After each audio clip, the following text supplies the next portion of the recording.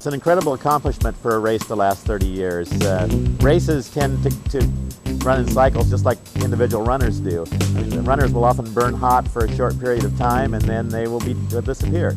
And we often see the same thing with races too, that they will come along and maybe be the hot event for 5 years, and that's about it. You don't see many races that last more than 10 years, and the last 30 years is a great accomplishment. The Napa Valley Marathon has been part of the local community for 30 years. Or maybe it's the other way around. Race weekend, we get over 2,000 volunteers to come out in some form, some capacity, whether it be on the course, whether it be here at the Napa Valley Marriott, or whether it be setting up the finish line or the start line. We have almost 2,000 people that show up. You've got a family that's here all the time, and they know the ins and outs. And the aid station people at the first, second, and third aid station don't have the same job that those at the last aid stations have because of different points in the race. So you have professionals out there doing this, and they're volunteers, they're not getting paid. So when you have volunteers, why are they out there? They're out there for the love of what they're doing. We have people in our crossroads to stop traffic in the second and third generation. And we have families that will not give that up. We have an aid station at mile 24 that the same family's been doing it for 30 years. Like most marathon events, the weekend begins with an expo and registration. But it's clear early on, this event is about quality rather than quantity.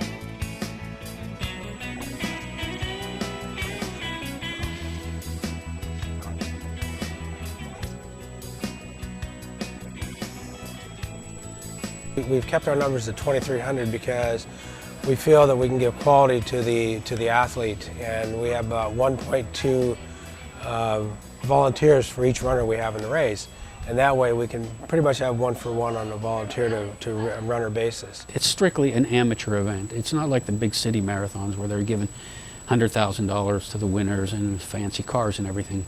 So and everybody is paying the same entry fee. So that's the reason why it's important that they're all treated equally. And you do have a few invited athletes, but again, they're treated the same as the person who finishes last. The success of the Napa Valley Marathon is due to several factors, one of which is solid local sponsorship. They've had different sponsors over the years, but they've always had a strong sponsor base. In other words, the community, the business community in the area has stood behind the event. Title sponsor Kaiser Permanente invests far more than funds. It invests its people as well. When I went to Kaiser and said we should support this is something important for us, there were two reasons. One is it's my backyard marathon. This is my valley, and all my doctors live in Napa. These are our patients largely who are running this. So it was a good fit that way. And my boss said, perfect. And the health plan people who, really help us, with, it's not just a marketing thing, but just the people that pay my salary said, this is a great idea. So they got involved in the marathon. Sponsors are only part of the success. Knowledgeable organizers make sure all runners have what they need at Napa Valley. It really is by runners for runners. They have a stable group of organizers who haven't burned out or haven't moved away or haven't passed on. If you look at any professional sport, who are the managers or the coaches? The people who have played the game. And it's the same thing here. One of the people that came this week or this year said to me, we like the fact that you take care of the details. The big things take care of themselves, but it's the details that make the Napa Valley Marathon so special to us. It's a professional race in the sense of the way it's done, but it's not a professional race in the fact that there's a full-time race director. These people have other jobs that they're working on, and they're doing this because they love running and they love putting on a good event here in this area. And because it's so well run, the community benefits both in reputation as well as financially. We put in about $2 to $3 million in the community in 5 days, and that's lodging, dining, shopping, and other ways of spending money here in the valley. And it's really felt. Back when we had 9/11, we were the first event after 9/11 to fill the valley. At this expo, runners get more than the chance to shop. Here it's like going to school, college in fact, and the faculty is the best in the business. The Runners College is comprised of probably the most elite runners this country has ever produced. You have Dick Beardsley, who has the third or fourth fastest marathon that's ever been run by an American. Joan Benoit Samuelson is going to be here. She won the Olympic marathon the first time a woman ran in the Olympics in 1984. My wife Helen Klein is here, who just recently broke the world record for 85 and over by an hour and 4 minutes in a marathon. Plus Joe Anderson, who was involved with Runner's World for a number of years, who coaches runners at the University of Oregon.